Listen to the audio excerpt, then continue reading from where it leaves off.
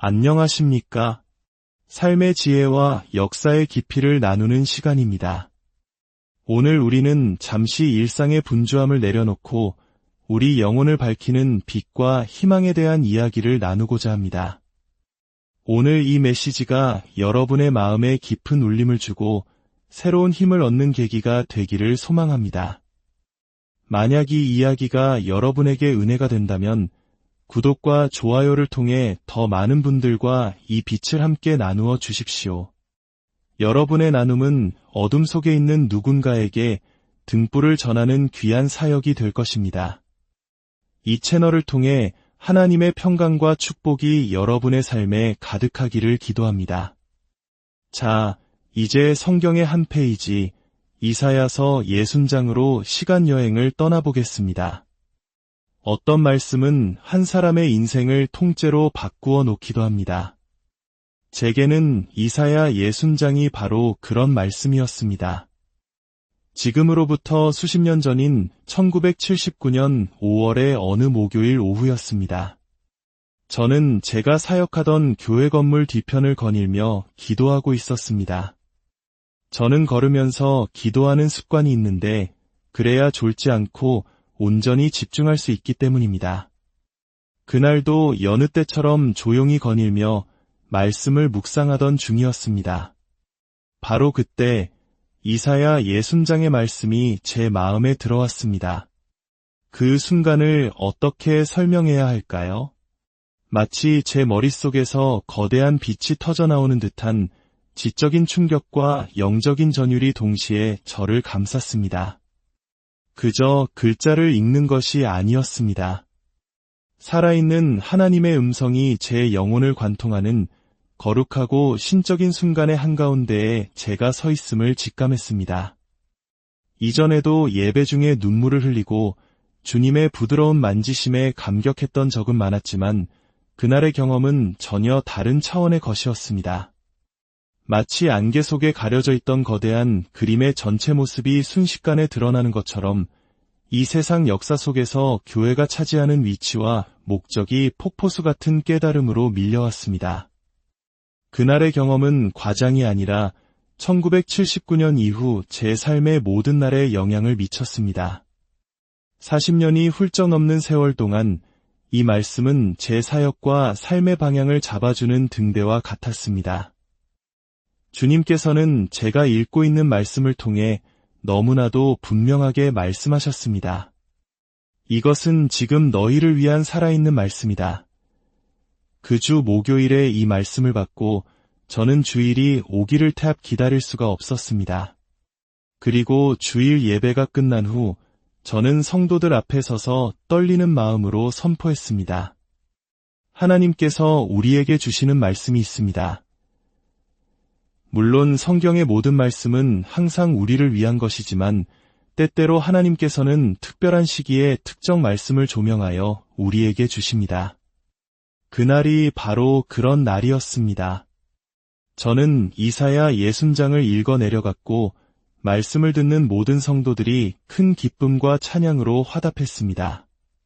사실 그 순간 우리 중 누구도 그 말씀의 깊은 의미를 온전히 이해하지 못했을지도 모릅니다. 하지만 괜찮았습니다. 주님께서 친히 숨결을 불어넣으신 말씀 앞에서는 우리의 이해가 부족하더라도 그 안에 담긴 생명력을 느낄 수 있기 때문입니다. 때로 우리가 이해하는 것을 통해서만 생명을 얻으려 한다면 우리는 스스로를 너무나 좁은 울타리에 가두는 것입니다. 주님은 때로 우리가 이해할 수 없는 방식으로 말씀하시지만 그 말씀 자체를 받아들일 때 우리는 그 안에 담긴 생명을 누리게 됩니다. 그날 저녁 저희 교회에서는 한 존경받는 여성 사역자님의 집회가 있었습니다. 저는 다른 지역에서 사역을 마치고 늦게 도착하여 예배당 맨 뒷자리에 앉았습니다. 그런데 집회 마지막 순서에 제 마음속에서 이 말씀을 모든 사람들을 위해 다시 한번 읽어야 한다는 강한 감동이 밀려왔습니다. 하지만 저는 너무 멀리 있었고 곧 집회가 끝날 것만 같아 망설였습니다. 그런데 신기하게도 집회는 끝나지 않았습니다.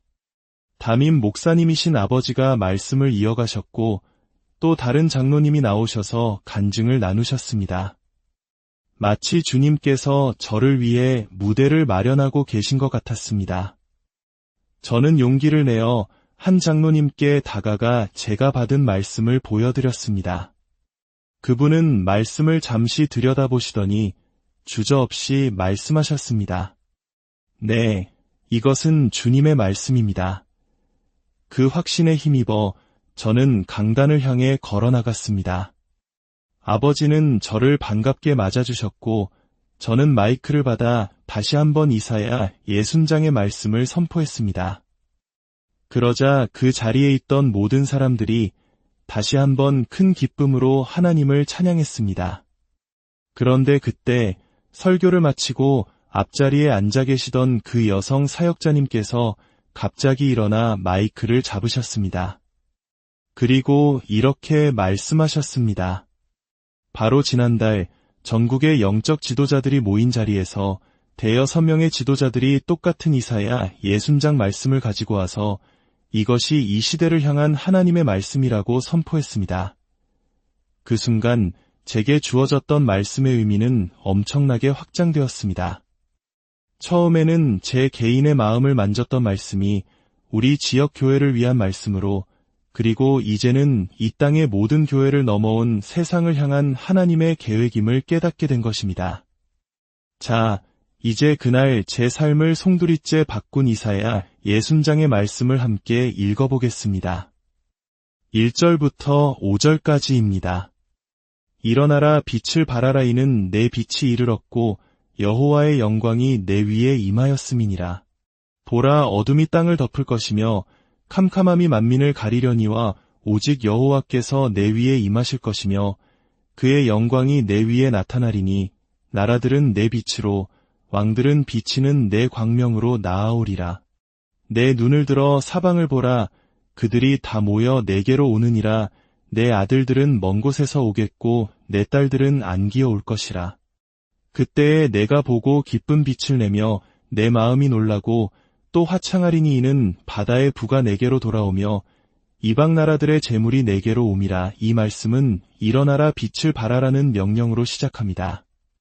우리는 종종 무언가 일어나기를 수동적으로 기다리지만 하나님께서는 내가 먼저 일어나라. 그리고 빛을 발하라고 말씀하십니다. 왜냐하면 내 빛이 이미 이르렀기 때문입니다.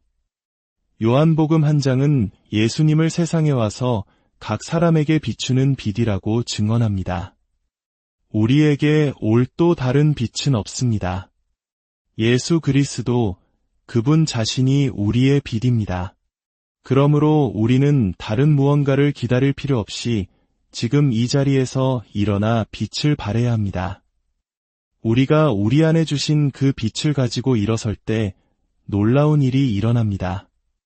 주님의 영광이 우리 위에 머물러 마침내 보이는 영광이 된다고 성경은 약속합니다. 이것은 왕국의 법칙입니다. 물이 물을 끌어당기고 은혜가 은혜를 끌어당기듯 영광이 영광을 끌어당깁니다. 우리가 하나님 나라의 원리 안에서 받은 것을 잘 관리하고 사용할 때 그것은 더욱 풍성해집니다. 치유의 은사든 지혜의 말씀이든 사업의 축복이든 우리가 주님의 이름으로 그것을 귀하게 여기고 나눌 때 주님은 더 큰 것으로 채워주십니다. 반대도 마찬가지입니다. 만약 우리가 부정적인 것들, 예를 들어 험담이나 비판을 마음에 품고 소중히 여긴다면 우리는 그런 것들을 더 많이 끌어당기게 됩니다. 분노와 쓴뿌리를 품고 있으면 우리의 분노를 정당화하는 일들만 계속해서 보게 될 것입니다. 이것이 바로 예수님께서 듣는 것을 삼가라고 말씀하신 이유입니다. 우리가 어떤 기준을 세우느냐에 따라 우리에게 그대로 주어질 것이기 때문입니다. 우리가 격려와 감사의 기준을 세우면 우리의 삶에는 격려와 감사의 열매가 넘쳐날 것입니다. 이사야서는 계속해서 말합니다. 그의 영광이 내 위에 나타나리니 저는 성경의 그 어떤 약속보다 이 약속에 가슴이 뜁니다. 태초부터 지금까지 인류의 모든 역사는 단 하나의 정점을 향해 달려가고 있습니다. 그것은 바로 하나님의 영광, 만왕의 왕이신 예수 그리스도의 임재가 이 땅 위에 가시적으로 나타나고 모든 이들이 그것을 목도하게 되는 순간입니다. 마치 거대한 오케스트라가 클라이맥스를 향해 연주하는 것처럼 모든 역사는 그 영광의 현현을 위해 준비되고 있습니다. 그리고 주님은 우리가 일어나 빛을 발할 때 바로 그 영광이 우리 위에 보이게 될 것이라고 약속하십니다. 교회 역사를 보면 부흥의 순간마다 하나님의 영광이 사람들 위에 눈에 띄게 나타났던 놀라운 기록들이 있습니다.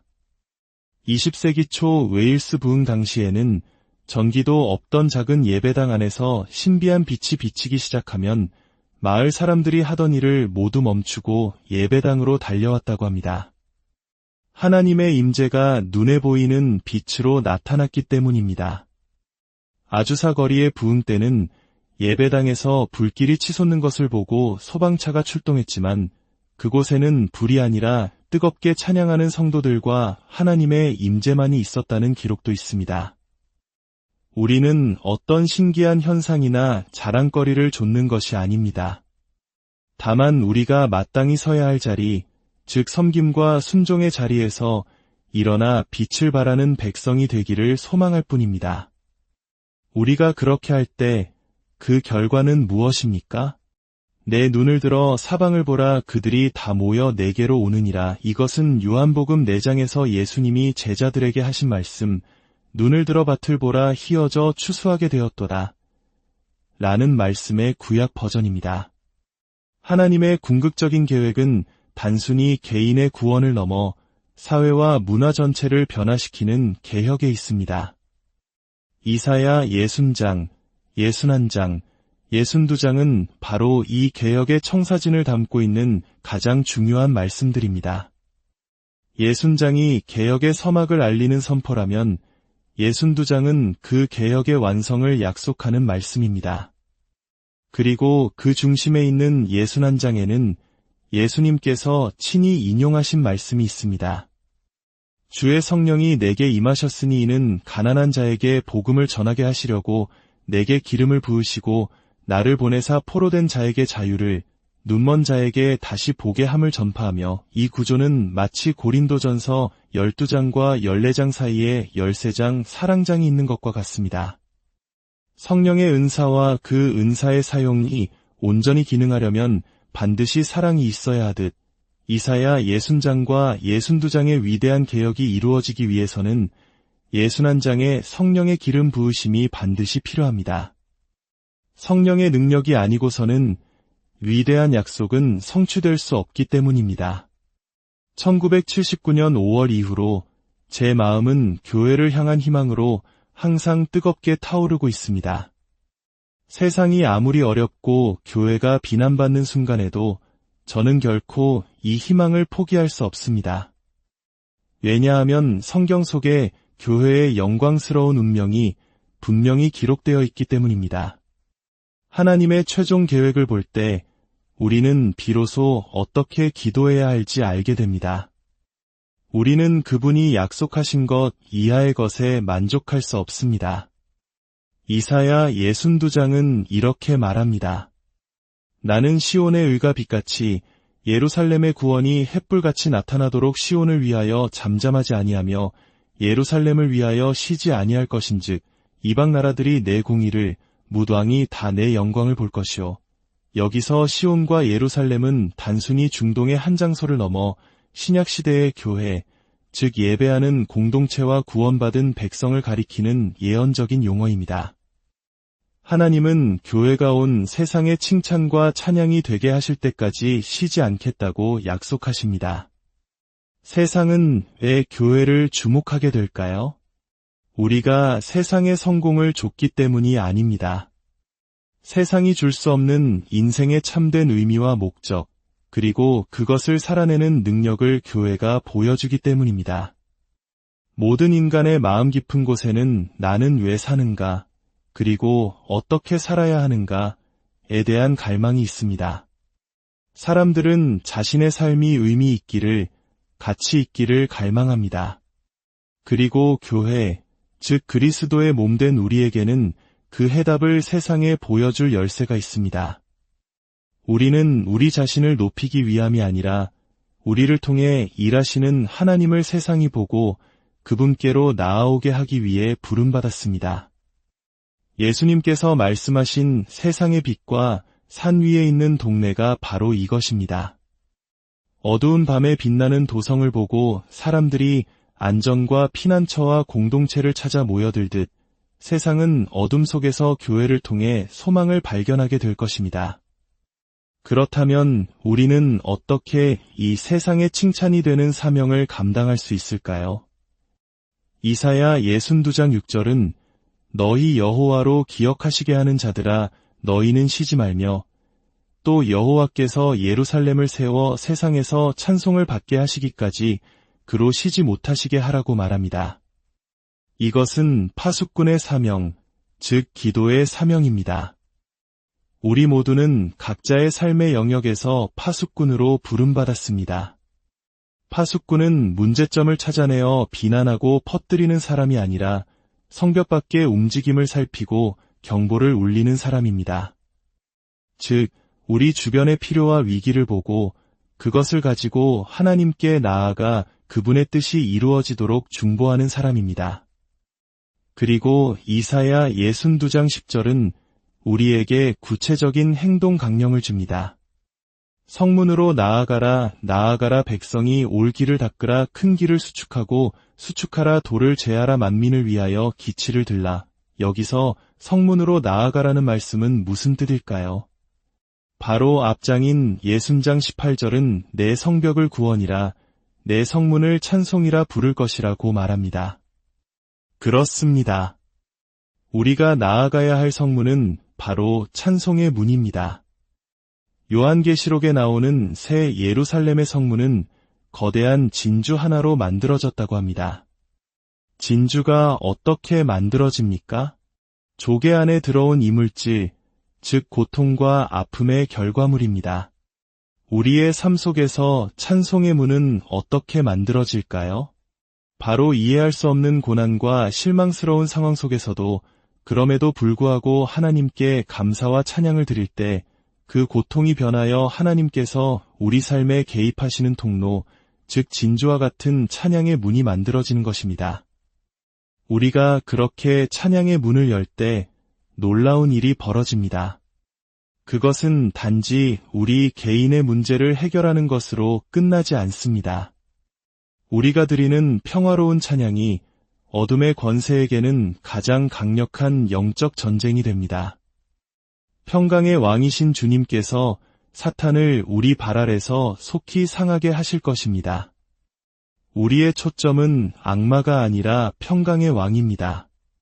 우리가 그저 주님의 선하심을 기뻐하고 그 위대하심을 선포할 때 우리는 영적인 불도저가 되어 우리 이웃의 생각 속에 있는 거짓과 속임수의 견고한 진들을 무너뜨리고 그들이 하나님께로 나아올 수 있는 큰 길을 닫게 되는 것입니다. 우리의 찬양이 사람들에게 하나님을 더 쉽게 만날 수 있는 길을 열어주는 것입니다. 우리가 의사의 나쁜 진단 앞에서 예수 그리스도의 치유의 은혜를 구체적으로 선포할 때 우리는 치유가 임하는 문을 건설하는 것입니다. 우리가 재정적인 어려움 앞에서 여호와 이레이신 하나님, 지금도 나의 공급자이심을 찬양할 때 우리는 풍요가 임하는 문을 세우는 것입니다. 우리의 개인적인 삶에서 만들어낸 그 승리의 문은 이제 우리가 사는 도시와 민족의 분위기를 바꾸는 권세의 문이 됩니다. 말씀을 맺겠습니다. 이사야 62장의 마지막은 이렇게 선포합니다. 사람들이 너를 일컬어 거룩한 백성이라 여호와께서 구속하신 자라 하겠고 또 너를 일컬어 찾음받은 자여 버림받지 아니한 성읍이라 하리라. 수십 년간 교회는 세상으로부터 무시당하고 조롱받아 왔습니다. 그러나 하나님은 우리를 통해 너무나도 위대한 일을 행하셔서 세상이 마침내 주목하고 이렇게 말하게 하실 것입니다. 저들은 하나님이 버리지 않으신 백성이구나. 저들은 세상이 찾던 바로 그 사람들이구나. 여러분과 저의 삶이, 우리의 공동체가 한 번도 노래해 본 적 없는 이들의 마음속에서 새로운 노래가 터져나오게 하는 영감의 원천이 되기를 소망합니다. 하나님이 어떻게 사람들의 삶을 통해 이대하게 역사하시는지를 보고 온 세상이 함께 부르는 찬양의 노래 말입니다. 사랑하는 하나님 아버지, 오늘 우리에게 주신 이 희망의 말씀을 붙잡고 기도합니다. 이 자리에 있는 모든 성도들, 그리고 각자의 도시와 나라에서 이 말씀을 듣는 모든 주의 자녀들 위해 주의 영광을 나타내 주옵소서. 우리로 하여금 일어나 빛을 발하게 하시고 우리의 삶이 어두운 세상에 길을 비추는 등대가 되게 하여 주옵소서. 우리의 삶을 통해 우리 주변의 공동체와 도시와 민족 가운데 새로운 찬양의 노래가 울려 퍼지게 하옵소서. 그리하여 이 땅의 모든 사람이 교회를 통해 하나님의 살아계심을 보고 주님께로 돌아오는 놀라운 부흥의 역사가 일어나게 하여 주옵소서. 주 예수 그리스도의 이름으로 간절히 기도드립니다.